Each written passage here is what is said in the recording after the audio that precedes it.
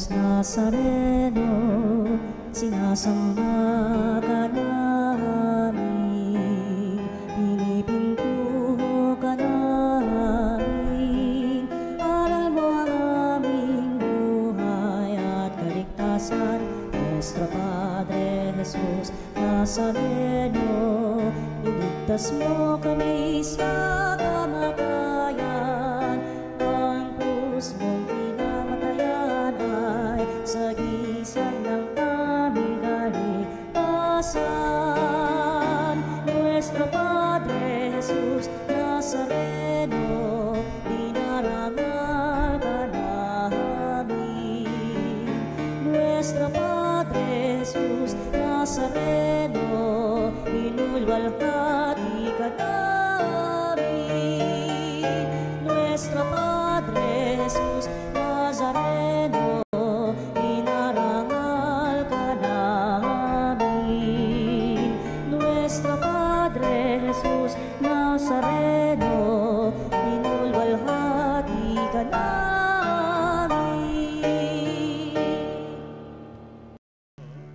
Sa ating pagkabagabag, sa Diyos tayo'y tumawag. Sa ating mga kaaway, tayo ay Kanyang iniligtas.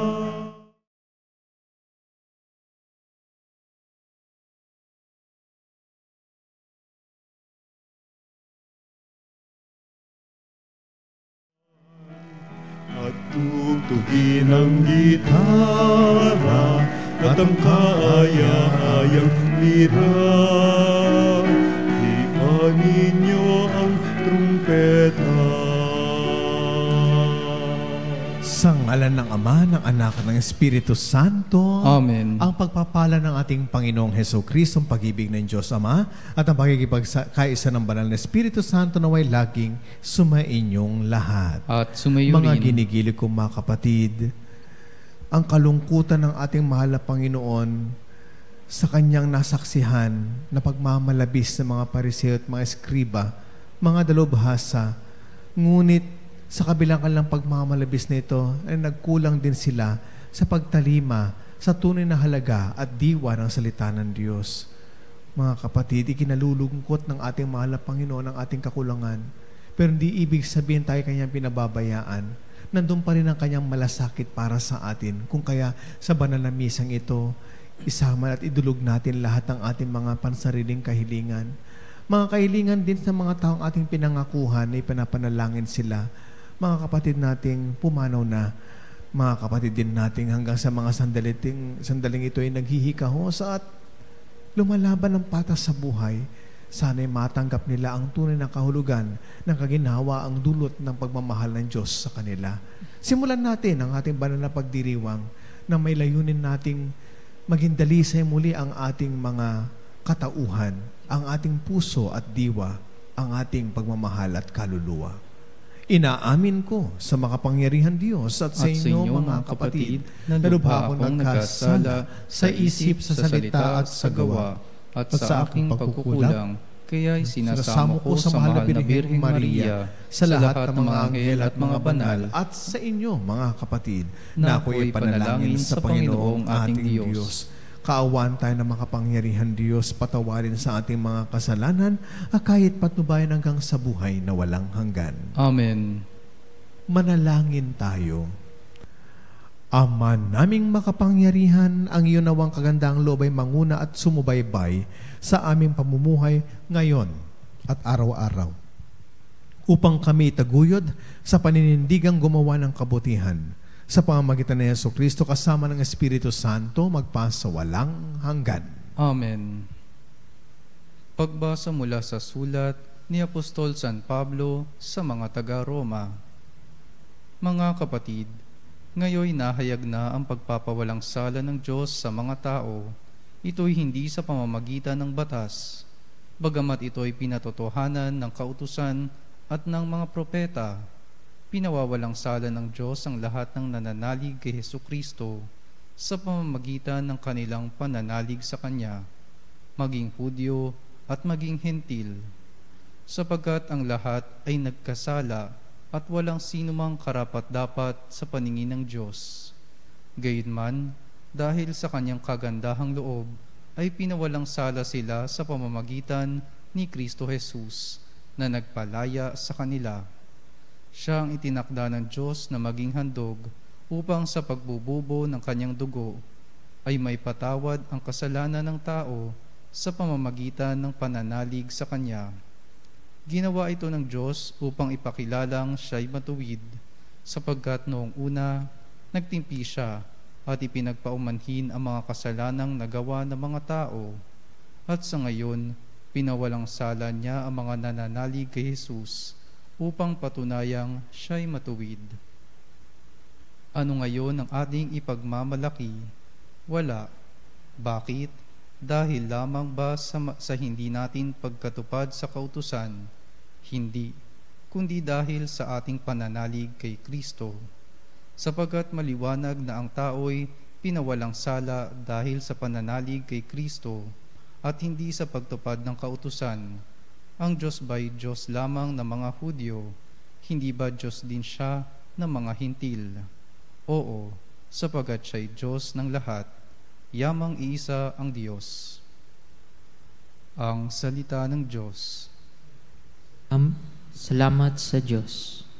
Sa piling ng poong Diyos, may pag-ibig at pagtubos. Sa piling ng poong Diyos, may pag-ibig at pagtubos. Sa gitna ng paghihirap, tinawag ko'y Panginoon. Panginoon, ako'y dinggin, pagkat ako'y tumataghoy. Dinggin mo ang pagtawag ko't paghingi ng iyong tulong. Sa piling ng poong Diyos, may pag-ibig at pagtubos. Kung ikaw ay may talaan nitong aming kasalanan, lahat kami ay tatanggap ng hatol mong nakalaan. Ngunit iyong pinatawad, kasalanan ay nilimot. Pinatawad mo nga kami upang sa iyo ay matakot. Sa piling ng poong Diyos, may pag-ibig at pagtubos. Sabik akong naghihintay sa tulong mo, Panginoon, pagkat ako'y may tiwala sa pangako mong pagtulong. Yaring aking pananabik, Panginoon, ay higit pa sa sirenong naghihintay ng pagsapit ng umaga. Sa piling ng poong Diyos, may pag-ibig at pagtubos.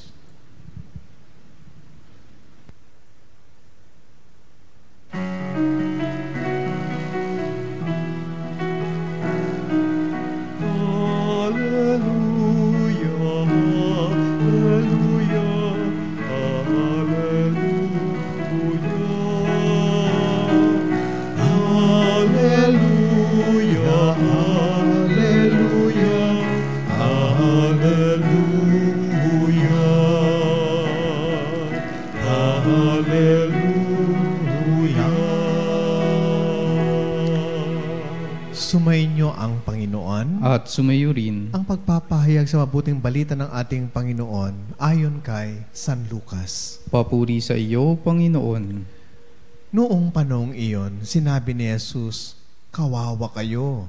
Ipinagtatayo ninyo ng magagarang libingan ng mga propetang pinagpapatay ng inyong mga magulang.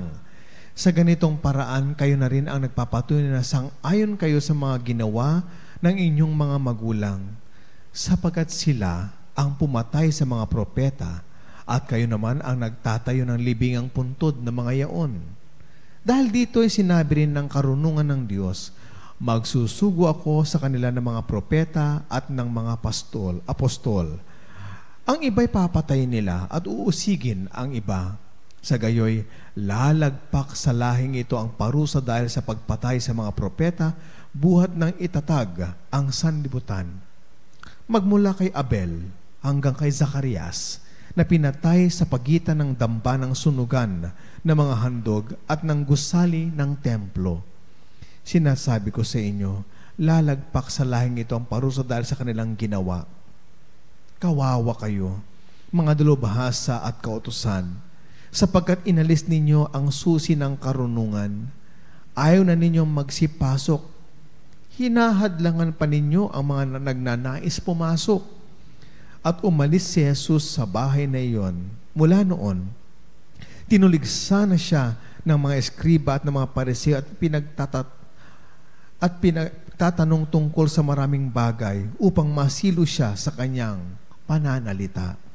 Mga kapatid, ang mabuting balita ng ating Panginoon. Pinupuri ka namin, Panginoong Hesukristo. Woe to you. Yan ang salita ng ating mahal na Panginoon sa mga Pariseo at mga eskribang mga dalubhasa. Pero ano bang ibig sabihin when you are woed? Most of the time, mga kapatid, akala natin ito ay isang paraan ng Panginoon natin to curse people. But God never cursed His fellow people. Christ never cursed them. As a matter of fact, He may have get mad at some point. He may get angry at one point, disgusted, frustrated. But not to a person. But to the action of the person. Nagalit siya. Pero kasi alam niya na may maling ginawa. Pero hindi siya nagalit kailanman sa tao. Even to his nemesis or his greatest detractors, ang mga Pariseo at Skriba. Sa katunayan, hindi niya tinuligsa mga Skriba at mga Pariseo. Sila ang tumutuligsa sa kanyang pamamaraan. Bagkus, ang ating mahal na Panginoon, He did better. He did better and He bested them. Mga kapatid, ang pagsasabi ng Panginoon na kawawa kayo or to woe a person is not actually doesn't came from anger or hatred for them. Instead, it comes from an expression of sorrowful pity for them. Yun sorrowful pity, pagkahabag. O diba? Kawawa kayo Naawa siya. Bakit? Well, isang kabalintunaan ang maawa ka sa mga taong gumagawa ng sa tingin natin ay taliwas sa plano ng Diyos. Ano nga bang plano ng Diyos para sa kanila? Silang pinagkatiwalaan. Sila ang pinagkatiwalaan at sila ang binigyan ng kapangyarihan para alamin ang diwa ng karunungan at salita ng Diyos. Ang mga Skriba, mga Pariseo, they interpret the law of God. Pero ano yun? Ano yung kanilang pagkakamali na nakita ni Jesus? Well, lumabis sila sa isang bagay, pero nagkulang naman sila sa kalawang bagay. Una, lumabis sila to promulgate it, no? Lumabis sila, no? They went beyond the boundary of imposing it. But they themselves failed to practice it. Para bang nagkulang sila sa paggawa. At dito naawa ang Panginoon. Nahabag siya sa kanila. Kawawa kayo. Diba? Kaawa-awa kayo. Imagine that. Sino sa panahon natin ngayon ang magsasabi na, uy, kaawa-awa ka. Kasi nagkamali ka. Wala. Ano madalas ginagawa natin? Buti nga sa'yo. Buti nga sa'yo. You know? That is the kind of attitude we needed most this present time. Na kapag may nakita tayo, kaawa-awa ka. Bakit? To remind a person, God never cursed a person simply because He knew our limitations. Para bang, yung pagsasabi niya sa atin ngayon, kaawa-awa ka. Di ba? Kapatid, how do we encourage people anyway upon having mistake? Well, actually, as a matter of fact, we don't encourage them. No? Hindi natin sila in-encourage kung minsan na baguhin nila yung pagkakamali nila. Kung minsan pa nga, di ba? Parang pinagtatawanan pa na, inaalipos na pa na natin sila. Kapatid, kapag ginagawa natin yung ganyan sa ating kapwa, wala tayong pinagkakaiba sa kanila kasi dumating sa punto na tayo nagkakamali. Gusto ba natin gawin din sa atin yun? Hindi. Kaya nga si Jesus, ang ganda ng kanyang reaction, ang ganda ng kanyang response. Diba? Itong tagpong ito ay nangyari sa tahanan ng isang Pariseo na nag-anyaya sa kanya na makidalo sa isang hapagkainan.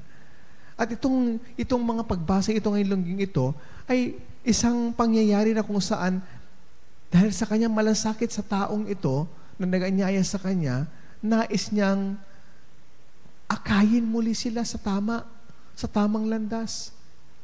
So the way of Christ wooing these people is like saying na, para bang sinasabi ni Jesus, pag nagkamali ka, you should do better than this.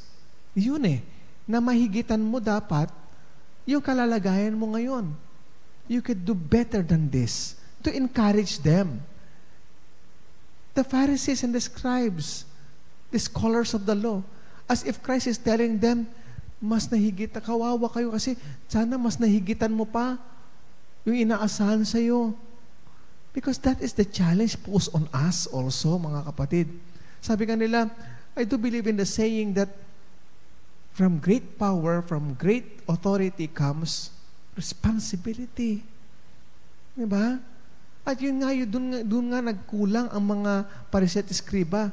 Nahigitan nila yung kanilang otoridad, pero nagkulang naman sila sa kanilang responsibilidad. Yan na nga ang problema sa ating kuminsan, di po ba? Gustong-gusto natin, nandun tayo sa posisyon. Ginagamit natin yung posisyon natin kuminsan. Gusto natin na panghawakan yung posisyon natin. Bakit? Iba kasi pag may posisyon ka, hindi po ba? Pero, ang tanong, bawat posisyon, may kaakibat na responsibilidad yan. Nagampanan mo ba? O baka nagkulang ka. So, kailangan balanse. Ang posisyon, hindi mo pwedeng higitan yan. Kaya nga may posisyon ka Ibig sabihin, you stood to that position. You stay in that position. Do not go beyond that position. Instead, go beyond the responsibility. Fulfill the responsibility, then that's the time you went beyond. Why? Because you did something better. Ganun po yun Diba? Para maging balanse. Pero kung ikaw ay humihigit lamang, gusto mong makaangat ka dahil sa kinalalagyan mong posisyon, pero nagkulang ka naman sa responsibilidad mo, nasa ng balanse doon. Kailangan magkaroon ng balanse at magkapantay-pantay at kailangan hikayatin natin at hamunin natin ang ating sarili. Marahil nasaktan ng mga Pariseo at Eskriba, kaya sila ay nagtanim ng galit sa Kanya. Ang salita ay nagtampo sila kay Kristo. At dahil sa tampong yan, ito ay umusbong sa sama ng loob. At dahil nagkaroon sila ng sama ng loob kay Kristo, minabuti nilang gawan siya ng issue. Diba? O hindi ba ganyan tayo kuminsan kapag napupuna tayo? Diba? Kapag napupunan tayo, instead na tanggapin natin at magnilay tayo na oo nga, may dapat akong pag-isipan dito at pagnilayan. Anong ginagawa natin? Hahanapan mo ng butas yung pumuna sa'yo. Kaya magmula noon, ganyan na ang naging kalakaran ng mga Pariseo at Eskriba laban kay Jesus. Naghanap sila ng paraan para masilo siya. You see? Did they respond to the challenge of Christ? No. Bagkus, umailan lang ang kanilang tinatawag na sama ng loob. Umailan lang ang kanilang tinatawag na paghahanap ng butas sa Kanya. Galit.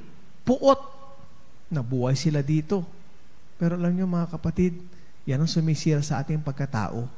Imbes na umunlad dahil may pumuna, mas nanaig sa kanila ang puot at galit na siyang sumira sa kanila. At kapag ikaw ay may sama ng loob at sira ang kalooban mo, pati ang isip mo, pati ang paningin mo, yun lang ang nakikita mo. Bakit? Kasi yun ang meron ka. Kapatid, tanggalin natin ngayon sa ating isipan, puso at diwa ang sama ng loob, pati ang galit. Kung ikaw ay napupuna, marahil may nakikita sa iyong kapwa. Take it lightly. Take it positively. And I do believe, my dear sister, my dear brother, mahihigitan mo ang responsibilidad na meron ka. At pag nagawa mo yon, hindi ba? Masasabi mo, yes, Lord, I did something better. I can still do my best. I can still deliver my best. Dahil ang buhay natin, di ba? Good, better, best. Hindi sapat na good ka lang. Kailangan mahigitan mo. Bakit? Sa pagkatapos ng pagka-better mo, darating ka sa rurok ng pagiging best mo. And when you reach the zenith of your best, there you find God waiting for you. In the name of the Father, the Son, and the Holy Spirit, Amen.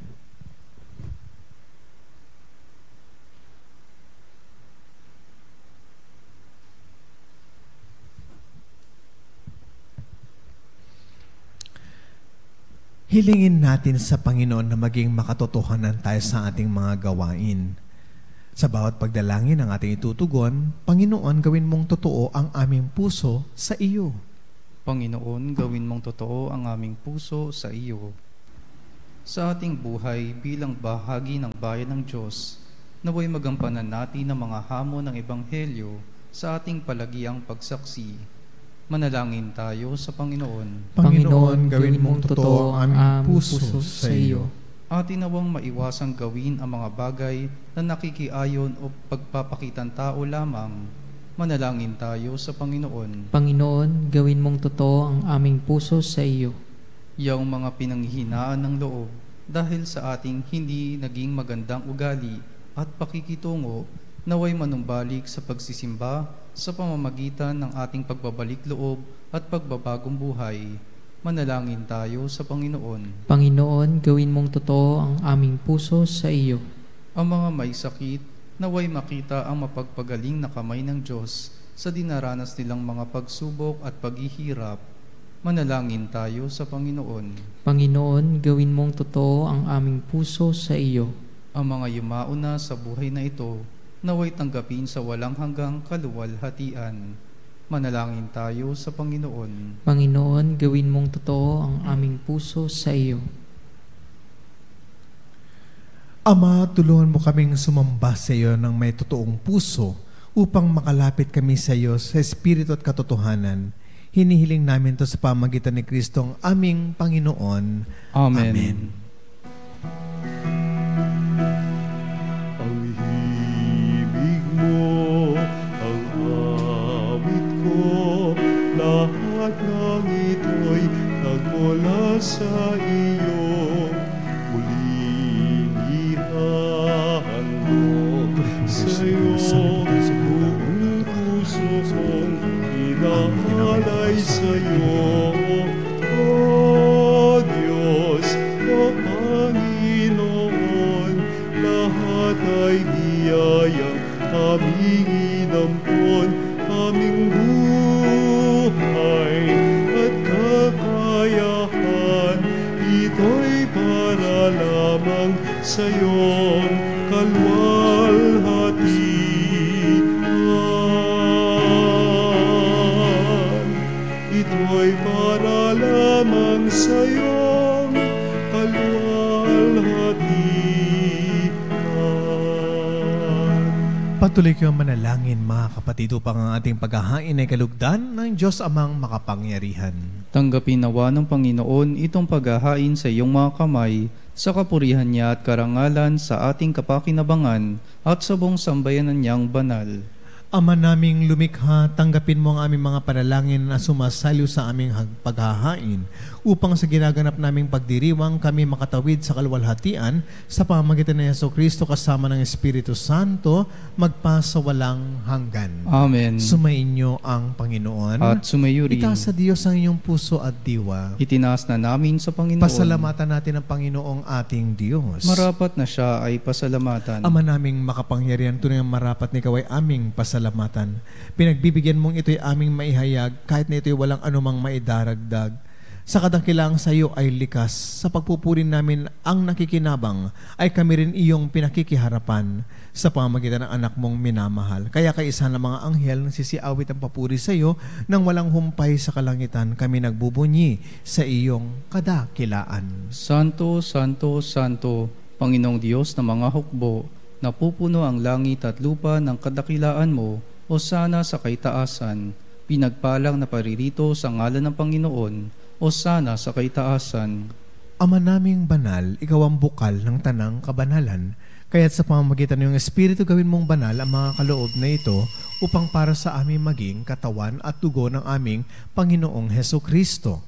Bago niya pinagtiisang kusang loob na maging handog, hinawakan niya ang tinapay, pinasalamatan kanya, pinaghati-hati niya iyon, iniabot sa kanyang mga alagad at sinabi, "Tanggapin ninyong lahat ito at kanin ito ang aking katawan na ihahandog para sa inyo."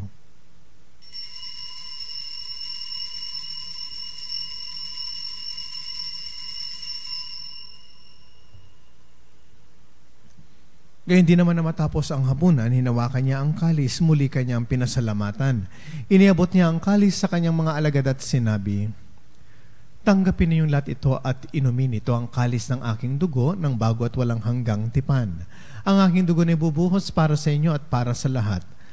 Sa kapagpapatawad ng mga kasalanan, gawin ninyong lahat ito bilang pag-alaala sa akin."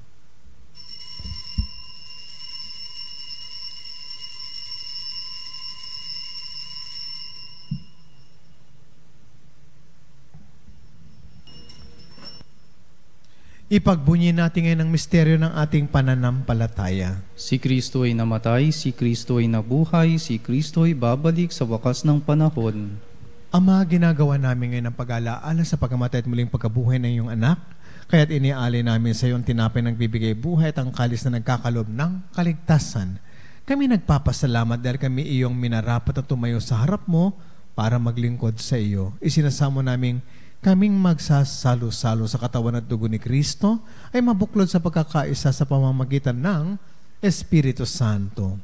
Ama, lingapin mo ang iyong simbahang laganap sa buong daigdig, puspusin mo kami sa pag-ibig, kaisa ni Leon na aming Santo Papa at ni Elias na aming obispo at ang lahat ng kaparian. Alalahanin mo rin mga kapatid naming nahimlay na may pag-asang sila'y muling mabubuhay, gayon din ang lahat ng mga pumanaw. Kaawaan mo sila at patuloyin sa iyong kaliwanagan. Kaawaan mo at pagindapating kaming lahat na makasalo sa iyong buhay na walang wakas. Kaisa ng mahal na Birheng Maria, na ina ng Diyos.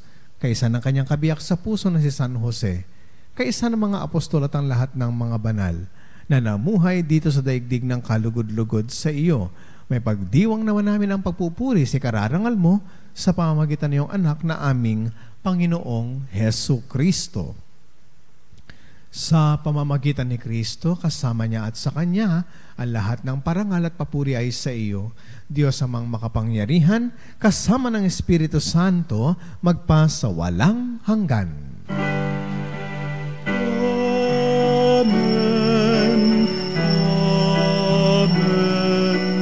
Amen.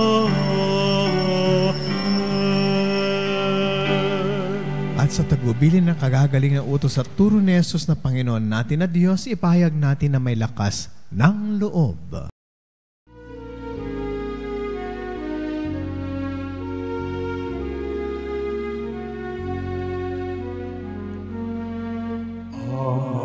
Namin sumasalangit ka, sambahin ang ngalan mo.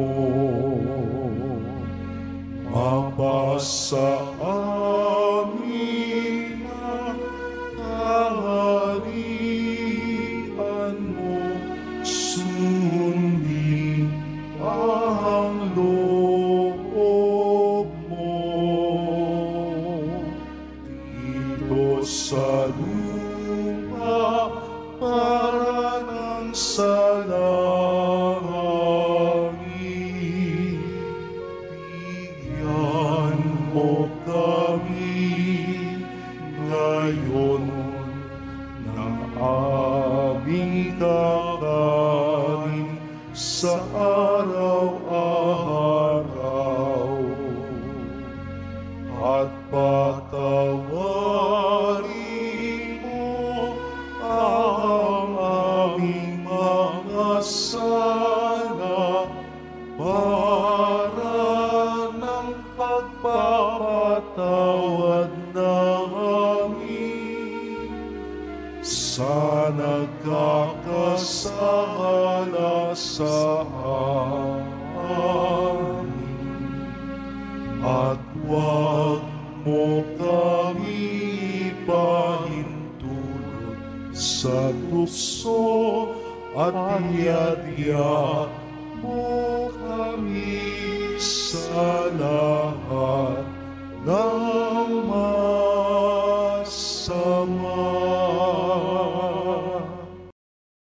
Hinihiling namin kami adya sa lahat ng masama, pagkalooban ng kapayapaan araw-araw. Iligtas sa kasalanan at ilayo sa anumang kapahamakan. Samantalang aming pinananabikan ng dakilang araw ng pagpapahayag ng tagapagligtas naming si Hesu Kristo. Sapagkat iyo ang kaharian at ang kapangyarihan at ang kapurihan, magpakailanman. Amen. Panginoong Hesukristo, sinabi mo sa iyong mga apostol, kapayapaan ang iniiwan ko sa inyo, ang aking kapayapaan ang ibinibigay ko sa inyo.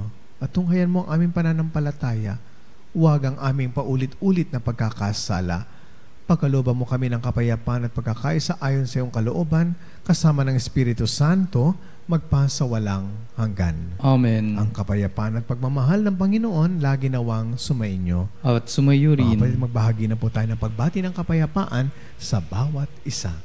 Kapayapaan po sa inyo lahat, mga kapanalig. Kordero ng Diyos na nag-aalis ng mga kasalanan ng sanlibutan, maawa ka sa amin. Kordero ng Diyos na nag-aalis ng mga kasalanan ng sanlibutan, maawa ka sa amin. Kordero ng Diyos na nag-aalis ng mga kasalanan ng sanlibutan, ipagkaloob mo sa amin ang kapayapaan. Mga kapatid kay Kristo, narito ang ating mahal na Panginoon. Siya ang Kordero ng Diyos na nag-aalis ng mga kasalanan ng sanlibutan. Mapapalad tayong lahat na nakikibahagi ngayon sa kanyang banal na piging. Panginoon, hindi ako karapat-dapat na magpatuloy sa iyo, ngunit sa isang salita mo lamang ay gagaling na ako.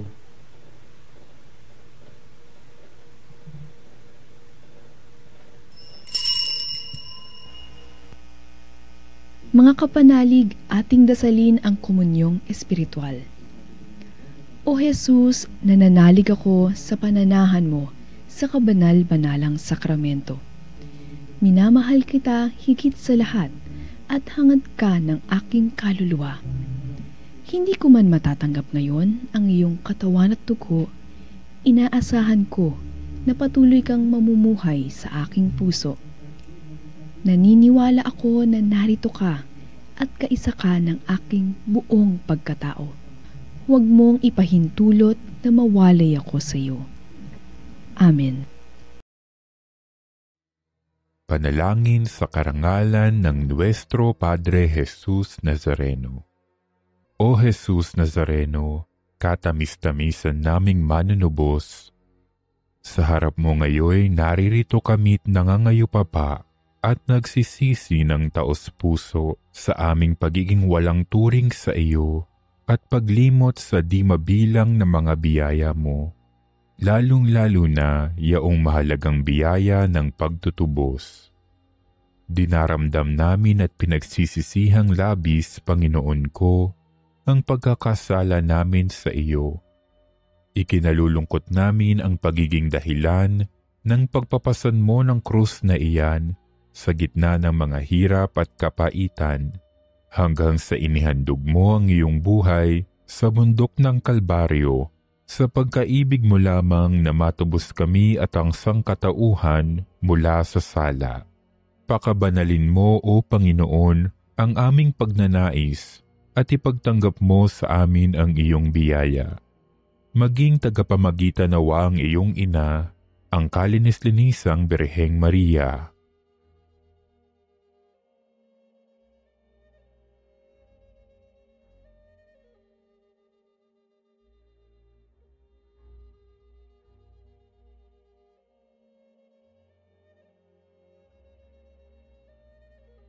Ama naming makapangyarihan, niloob mong akuin ang iyong anak, ang krus at kamatayan, upang ang sangkatauhan ay matubos at mabuhay. Ang pag-ako namin sa krus at kamatayan dito sa lupa, ayon sa diwa ng pagsunod sa iyong loob, na ginanap ng iyong anak, ay magpagindapat nawa naming kamtin ang lubos na katubusan at pagkabuhay sa iyong piling, sa pamamagitan ni Hesukristo, kasama ng Espiritu Santo, magpasawalang hanggan. Amen. Nuestro Padre Jesus Nazareno, Panginoon namin at Diyos, kaawaan mo kami. Ang haliging ulap sa araw at haliging apoy sa gabi, sa panahong ito ng panlilinlang at katiwalian na bumabalot sa aming bayan, ipamalas mo sa amin ang iyong liwanag na nagtataboy sa lahat ng dilim. Inaamin namin kami rin ay madalas lumalakad sa kadiliman, sa aming pananahimik, pagkikibit-balikat at kawalang pakialam. Hinayaan naming lumaganap ang kasinungalingan at umusbong ang katiwalian. Patawarin mo kami, Panginoon, at linisin mo ang aming mga puso sa kasalanang bumubulag at sumisira, kasalanang umaagaw ng pagkain sa mahihirap at ng pag-asa sa buong bayan.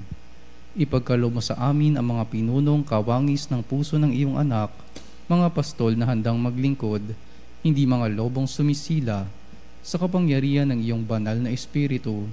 Bigyan mo kami ng lakas ng loob na itakwil ang kasinungalingan, ibunyag ang pandaraya, igiit ang katarungan, at ipagtanggol ang katotohanan sa lahat ng aming gawain, pampubliko man o pansarili, upang ang katapatan ay dumaloy sa aming lupain tulad ng ilog, at ang katwiran ay rumagasa na parang malakas na agos. O Diyos ng katarungan at habag, gawin mong ubasan ang kabutihan ng aming bayan, hindi laso ng kasakiman, manipulasyon at pagkamakasarili, kundi pagyamanin ng katapatan, malasakit at pag-ibig. Hinihiling namin ito sa pamamagitan ni Kristo na aming Panginoon. Amen. Maria, salamin ng katwiran at birhen ng katotohanan, ipanalangin mo kami. San Miguel Arcangel, ipanalangin mo kami. San Lorenzo Ruiz at San Pedro Calungsod, ipanalangin ninyo kami. Manalangin tayo. Ama naming mapagmahal, ngayon kami yung pakinabang sa katawat dugong banal. Iniluluhog namin sa dakila mong kabutihan sa tanan na kami gawin mong kasalo sa iyong buhay sa pamamagitan ni Jesucristo kasama ng Espiritu Santo magpa sa walang hanggan. Amen. Sumainyo ang Panginoon. At sumayo rin. Pagpalain tayo ng makapangyarihan Diyos, ang Ama, Anak, at ng Espiritu Santo. Amen. Tapos na pong ating banal na pagdiriwang, umayon tayong taglay ang kapayapaan ng ating Panginoon. Salamat sa Diyos.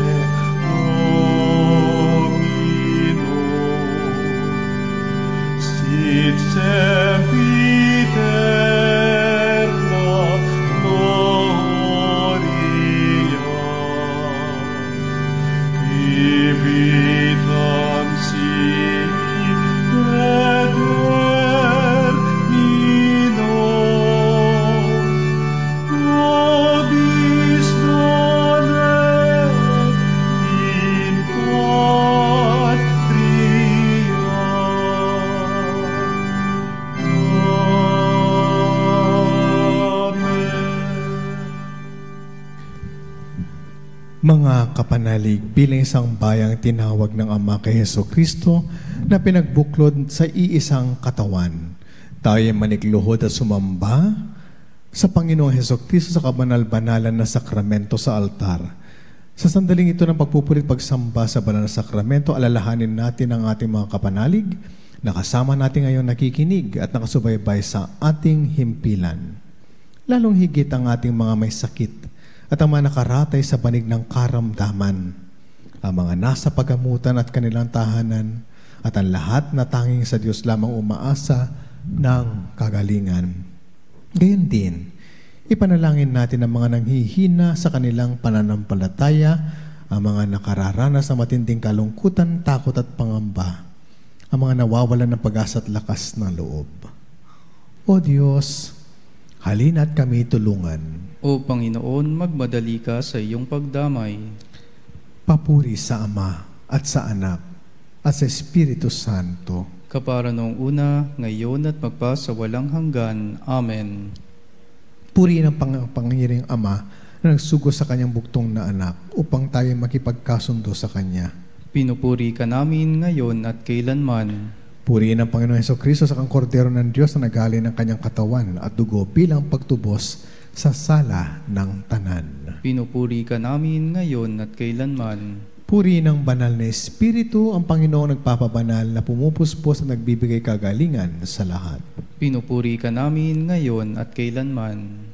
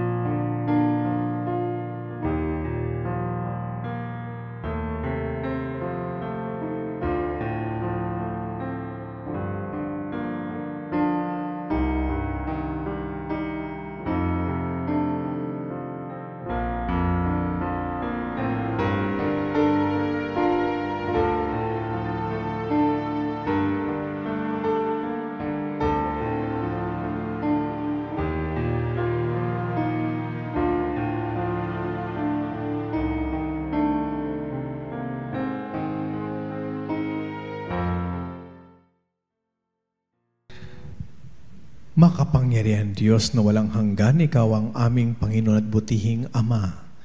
Sa iyong pagpapalay, pinagkaloob mo ang lakas sa aming kahinaan. Tunghayin mo po ng may kagandahang loob ang iyong mga lingkod na may sakit at karamdaman, ang mga nababalisa at nawawalan ng pag-asa, ang mga natatakot at nalulumbay, ang mga may mga matinding problema at pinagdaraang hirap sa buhay, ang mga nasa bingit ng kamatayan. Pagalingin at aliwin mo po sila sa kanilang mga karamdaman at ibalik sa kalusugan at kapanatagan ng loob upang mabatid nila ang iyong kabutihan at sila'y magpasalamat sa iyong banal na pangalan. Hinihiling namin to sa pamamagitan ni Kristong aming Panginoon. Amen. Panginoon, nagsusumamo kaming dalawin ang tahanang ito at alisin mula rito ang lahat ng mapanirang kapangyarihan ng kaaway. Manahan nawa rito ang iyong mga anghel na banal upang panatilihin kami sa kapayapaan. At sumaamin nawang lagi ang iyong pagpapala. Hinihiling namin ito sa pamamagitan ni Kristong aming Panginoon. Amen. Gawaran nawa tayo ng mga pangyarihan Diyos ng kapanatagan ng loob at mapayapang buhay. Amen.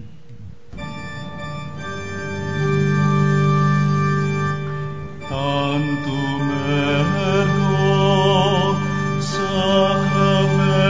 sacramentum veneremur cernui et antiquum documentum novo cedat ritui restet fides sum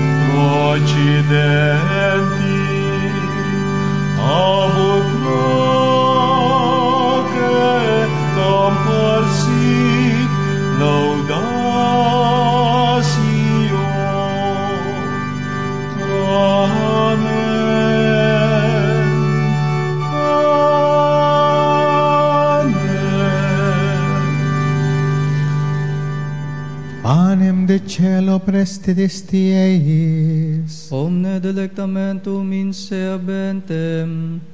Oremus. Deus, qui in nobis sub sacramento mirabili, passiones tuae memoriam reliquisti, tribue quesumus, et nos corporis et sanguinis tui sacra mysteria venerari, et redemptionis tui fructum, in nobis vigeter sentiamus, cui vivis et regnas in saecula saeculorum. Amen.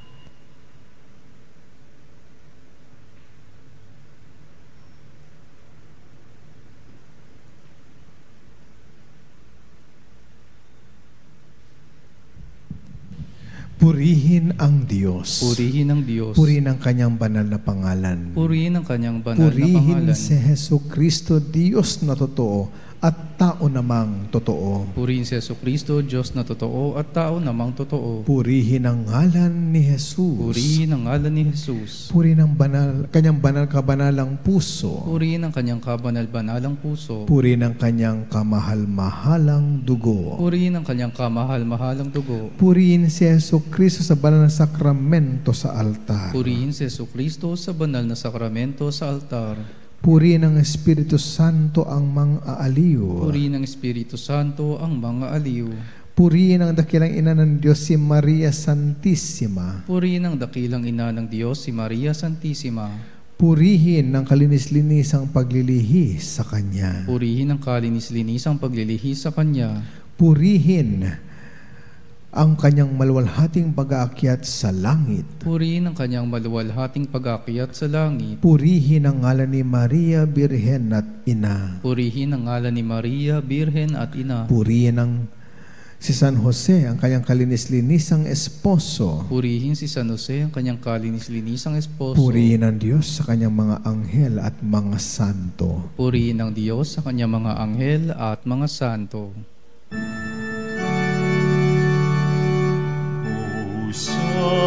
Sacrament most holy, O Sacrament divine, all praise and all thanksgiving be every moment thine, be every moment thine.